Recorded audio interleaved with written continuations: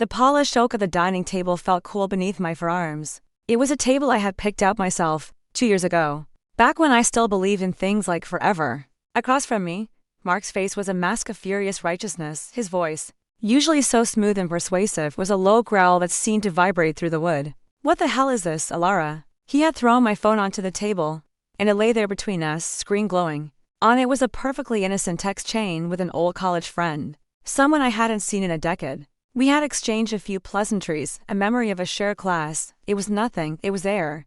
But Mark was holding it up like a bloody knife. I knew what this was. This was a preemptive strike. A smokescreen to hide the stench of his own guilt. My heart didn't even flutter. The frantic, panicked pulse I would have expected was replaced by a strange, steady calm. It was the calm of a general who had been waiting for the enemy to finally show their position on the battlefield. I looked from the phone back to his eyes, watching the manufactured rage swirl within them. He thought he had me. He thought he had cornered me. So I decided not to fight it. I decided to lean into it. I let out a slow breath and met his gaze without flinching. "You're right," I said, my voice even. "You're right to be suspicious." A flicker of confusion crossed his face, quickly replaced by a smug, triumphant look. He was winning. He knew it. "I've been unfaithful," I confessed. The smirk on his face widened. It was a cruel, ugly thing. This was his victory lap.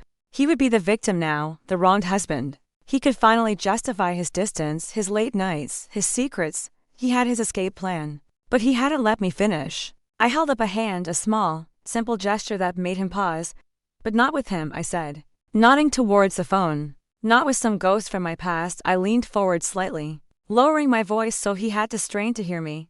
The silence in the room was suddenly heavy, suffocating. "I've been sleeping with Julian Thompson." I watched the name register. I watched the triumphant smirk melt off his face like wax. His skin went pale, a sickly white under the warm dining room lights. His mouth opened slightly, but no sound came out. Julian Thompson, his boss, the CEO. The man who held Mark's entire career, his ambitions, his entire inflated sense of self, in the palm of his hand. Mark thought he was a player. He thought he was in control. He had no idea I'd already called checkmate. But that moment, that beautiful, terrible moment of his world shattering, was the end of a long, silent war. A war that had started 6 months earlier, in the deceptive quiet of our perfect life. 6 months ago, I still believed in the life we had built. Our house in the suburbs of Charlotte was a testament to that belief. A modern craftsman with a wide front porch and a garden I meticulously cared for. From the outside, we were the picture of success. Mark was a rising star in the marketing department of a major financial firm downtown. I was a supportive wife, the talented interior architect who had gracefully stepped back from her own career to help nurture his. That's what he told people at company parties. "I couldn't do any of this without Alara," he'd say. His arm wrapped around my waist. "She's my rock." And I would smile because I thought it was true. I had put my own ambitions on hold, channeling my creative energy into her home, into creating a perfect sanctuary for him to return to after his high-pressure days. I told myself it was a partnership, a temporary sacrifice. But the cracks had started to show. So small at first I could convince myself they were just my imagination. It started with his phone. It used to be a shared object, something left on the kitchen counter on the nightstand. Then, it became an extension of his hand. It was always with him and always placed screen down. When a text came in, he would angle his body away from me to read it. "Work," he'd mutter. A one-word explanation that was meant to end all questions. Then came the late nights. They weren't a flood, but a slow, steady drip. Closing a big deal. Brainstorming session with the team. The market in Asia is waking up. The excuses were always plausible, always related to the ambition I was supposed to be supporting. I would make him dinner, leave it in the warming drawer, and eat mine alone. The silence of our big house feeling less like peace and more like emptiness. I tried to ignore the scent, a faint, sweet perfume that wasn't mine, clinging to his suit jackets. When he finally came home, when I mentioned it once, casually, he laughed it off. "Chloe from the new intern pool must have spilled her coffee near me. The kid bathes in that vanilla stuff." He made it sound so ridiculous, so trivial, that I felt foolish for even noticing. I was becoming that wife, the paranoid one, the insecure one, and I hated it. I told myself I was tired, that I missed my old life, my old career, and that I was projecting my dissatisfaction onto him.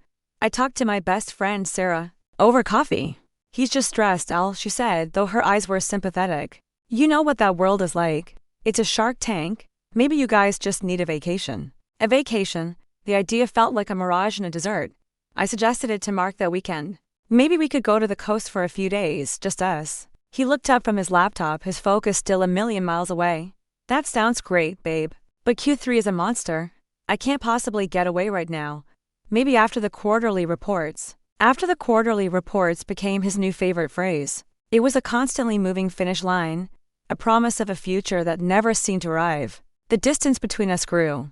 We still slept in the same bed, but it felt like we were miles apart. His touch, when it came, was distracted, almost an afterthought. The easy intimacy we once shared had evaporated, replaced by a polite, hollow routine. I started to feel like a ghost in my own home. I had designed every room, chosen every color, every piece of furniture to create a space of warmth and connection. Now, it felt like a museum of a life I used to have. I would walk through the quiet halls, my hand trailing along the cold plaster walls, and wonder when it had all gone wrong. Was it a single moment? Or was it a slow erosion? 1,000 tiny betrayals I had chosen to ignore. The doubt was a poison, seeping into everything. I started questioning my own sanity. Was I just being dramatic, unfair? He worked hard for us, for this life. Wasn't it my job to be understanding, to be his rock? The guilt was a heavy cloak, smothering the fledgling bird of my suspicion. But a bird, no matter how small, wants to fly, and my suspicion was getting stronger every day. The breaking point didn't come with a scream or a fight. It came with a load of laundry. It was a Tuesday morning. Mark had just left on a 2-day business trip to Atlanta. A solo trip, he'd said, to meet with a new client. He kissed me goodbye at the door, a quick, dry peck on the cheek. I'll miss you, he'd said. But his eyes were already on the road. I was gathering his clothes from the hamper in our walk-in closet. The mundane chore a welcome distraction. As I picked up the trousers he'd worn to work the day before, a crumpled piece of paper fell from the pocket and fluttered to the floor. I almost threw it away. Probably a receipt for gas or a coffee. But something made me stop. I bent down and picked it up. It was a hotel confirmation. My breath caught in my throat.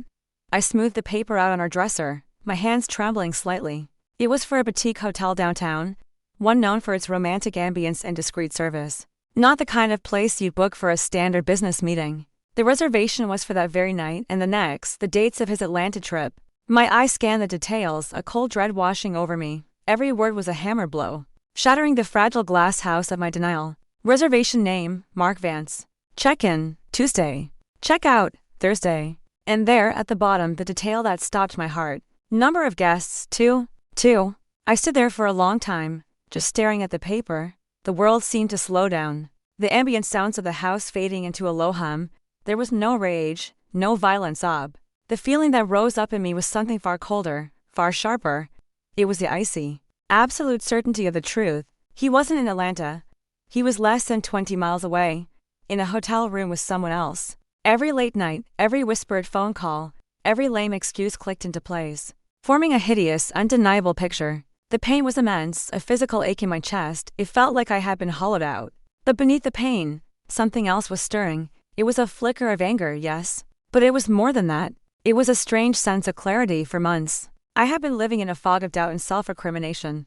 Now, the fog had lifted. I saw everything. I saw him. Not the man I loved or the man I thought I had married, but the liar standing in his place. My first instinct was to call him, to scream, to cry, to demand an explanation I already knew would be another lie. But I stopped myself. My hand hovered over my phone, and then I pulled it back. What would that accomplish? He would deny it. He would twist it. He would somehow make it my fault. He would call me crazy, jealous, controlling. He was good at that. He had been practicing for months. No, to confront him now would be to play his game, by his rules. He would feign remorse, promise to change, and I would be the forgiving wife, and nothing would truly change. He would just be more careful. I folded the receipt carefully, the paper crisp and damning in my hand. I walked to my home office, the one room in the house that was truly mine, filled with my architectural books and sketches for projects I never started. I opened the bottom drawer of my desk, a drawer filled with old files and forgotten dreams. I placed the hotel receipt inside, underneath a portfolio of my past work. It was the first piece of evidence. In that moment, a decision was made. I would not be the victim in the story. I would not fall apart. If he wanted to play a game, we would play. But I would write the rules. I would choose the time and the place. And I would gather my arsenal. This wasn't just about getting a divorce anymore. It was about taking back the life I had put on hold for him. It was about justice. I looked at the framed photo on my desk. It was from our wedding day. We were both so young, so full of hope. I looked at the smiling woman in the white dress and felt a pang of pity for her. She had no idea what was coming. Then, I turned the frame face down. The war had begun, and he had no idea he was already the enemy. The old Alara, the supportive, trusting wife, had died in that laundry room. The person who stood in her place was someone new. Someone colder, smarter, and infinitely more dangerous. Someone who understood that the best way to win a war is to let your opponent think he's in complete control, right up until the moment you destroy him. My mind started to race, moving past the pain and into strategy. A clean divorce wasn't enough. He had built his career on my back, on the foundation of the stable, perfect life I had provided. I needed leverage, something that would not only end the marriage but would ensure he couldn't just walk away unscathed, leaving me with the emotional and financial wreckage. My thoughts drifted to his work. His entire identity was tied up in that company, in his title, in the respect he commanded. His greatest vulnerability was his career. And at the top of that career, like a king on a chessboard, sat one man, Julian Thompson, the CEO. A man Mark both feared and idolized. A plan, audacious and terrifying, began to form in the back of my mind. It was a wild, desperate idea, but the more I thought about it, the more it made a cold, perfect sense. If I wanted to find out what Mark was really doing, who he was doing it with, I needed to get inside his world. And there was no better way to do that than to get close to the man at the very center of it. I had to get to Julian Thompson, not as a victim, not as a scorned wife, but as someone he would see, listen to, and respect. I didn't know how I would do it yet, but I knew I had to try. The receipt in my desk drawer wasn't just proof of his betrayal. It was my declaration of war. 2 days later, Mark came home. I heard his key in the lock, and I steeled myself, arranging my face into a mask of placid welcome. He walked in, dropping his briefcase by the door with a theatrical sigh of exhaustion. He was playing the part of the dedicated executive returning to his loving wife. It was sickeningly familiar, but now I saw the performance for what it was. "Hey, babe, God, I'm beat," he said, walking over to kiss me. I forced myself not to recoil. I turned my head just enough so his lips landed on my cheek instead of my mouth. It was a small act of defiance, but it was mine. "Welcome home," I said, my voice smooth, betraying none of the acid churning in my stomach. "How was Atlanta?" "Brutal," the clients were demanding. "But I think I closed it." He loosened his tie, already moving toward the kitchen. "Anything cold to drink?" I made fresh iced tea. As I poured him a glass, I watched him. He looked tired, but there was a smug satisfaction in his eyes that had nothing to do with work. It was the look of a man who believed he had gotten away with something. I handed him the glass. Our fingers brushing, I felt nothing. The man I had loved was a stranger, and this imposter living in my house was my new subject of study. That night, as he snored softly beside me, I slipped out of bed. The house was dark and silent. A perfect cloak for my new life. In my office, with the door closed, the glow of my laptop screen painted my face in a cool blue light. My search history was a single name, Julian Thompson. I needed to know everything, not just the corporate biography on his company's website, which painted him as a titan of finance who had tripled the firm's value in a decade. I needed the man behind the title. I scrolled through old news articles, society pages, and alumni newsletters. He was 52. He had attended Duke University. His wife, Isabel, had passed away from cancer 5 years ago. They had no children since her death. He kept a much lower profile. There were photos of him at various charity functions, looking distinguished and somber in a tuxedo. He rarely smiled in every picture. There was a sadness in his eyes that the camera couldn't hide. He was a man surrounded by people, but utterly alone. I found an article in an architecture magazine about his private residence, a stunning minimalist home on Lake Norman. The article quoted him extensively. He spoke about clean lines, the importance of natural light, and the way a space should serve the people within it, not the other way around. He spoke my language. He wasn't just a numbers guy. He had an aesthetic, a deep appreciation for design. For the first time since finding the receipt, a feeling other than cold rage sparked within me. It was a flicker of genuine interest. This man, this target, was more complex than I had imagined. My path in was becoming clearer. I couldn't approach him with a personal problem. That would be messy and unprofessional. I had to meet him on his own terms, in a world he respected. The world of intellect, of art, of design. I kept digging. I found the company's annual calendar of events. Most were for employees only. But one stood out, the annual fundraiser for the Children's Arts Foundation. It was the one major event where spouses were not just invited, but encouraged to attend. It was Isabel Thompson's favorite charity. Julian had become its biggest patron after she died. It was in 3 weeks. The next 3 weeks were a masterclass in deception. On the surface, I was a perfect wife. I listened to Mark's embellished stories about work. I cooked his favorite meals. I played my part so well that he visibly relaxed around me. The distance he had created began to close, not with genuine intimacy, but with the casual confidence of a man who believes his secrets are safe. He thought my brief period of questioning was over, that I had settled back into my role. He was a fool. Every moment I was alone, I was preparing for war. I wasn't just planning an outfit. I was crafting a persona. I was no longer a Lara Vance, the supportive wife. I was a Lara Vance, the dormant architect about to reawaken. I spent hours in my office, poring over my old portfolios, rereading texts on architectural theory, sharpening a part of my mind that had grown dull from disuse. The work felt good. It felt like coming home to myself. The night of the fundraiser ride, a cool evening in early autumn, I took my time getting ready. I chose a dress with surgical precision. It was a deep emerald green, a color that brought out the fire in my auburn hair. It was elegant, modern, and severe. It had clean lines, a high neckline, and a cut that was sophisticated rather than overtly sexy. It was a dress that said, "I have a mind, and I am not afraid to use it." When I came downstairs, Mark was fixing his bow tie in the hall mirror. He turned and saw me, and for a second he just stared. "Wow," he said, his voice a little hoarse, "you look incredible, Alara." "Thank you," I said, my voice calm. "I want to make a good impression for your boss." He grinned, his ego preening. "Well, you'll definitely do that." He had no idea what kind of impression I intended to make. The event was held at the Mint Museum, the soaring glass atrium filled with Charlotte's elite. The air buzzed with polite chatter and the clinking of champagne flutes. Mark immediately went into work mode, grabbing my elbow and steering me from one group to another, introducing me with a proprietary air. "This is my beautiful wife, Alara." I smiled, I shook hands, I played the part, but my eyes were scanning the crowd, searching for one face. From across the room, I saw a flash of platinum blonde hair and heard a high-pitched, girlish laugh. It was Chloe Sanders, the vanilla-scented intern. She was standing with a group of junior associates, looking young and starstruck. Mark's eyes darted towards her for a fraction of a second, a micro-expression of acknowledgement that I would have missed 6 months ago. But now, I saw everything. A fresh wave of cold resolve washed over me. Then, I saw him. Julian Thompson was standing near a large abstract sculpture, listening patiently to a city councilman. He looked exactly as he did in the photos, impeccable in his tuxedo. A quiet gravity about him that made him the center of any room he occupied. Mark saw me looking. "There he is," he whispered, a note of reverence in his voice. "Let's go say hello. Be charming." "You go ahead," I said, pulling my elbow gently from his grasp. "I'm going to get a glass of water." It was a risk. Mark frowned, confused by my sudden independence. But I couldn't approach Julian as part of a couple. As Mark's appendage, I needed to be seen alone. I walked away, feeling Mark's eyes on my back, a mix of irritation and pride. He probably thought I was being coy. I circled the room slowly, giving Mark time to have his sycophantic moment with his boss.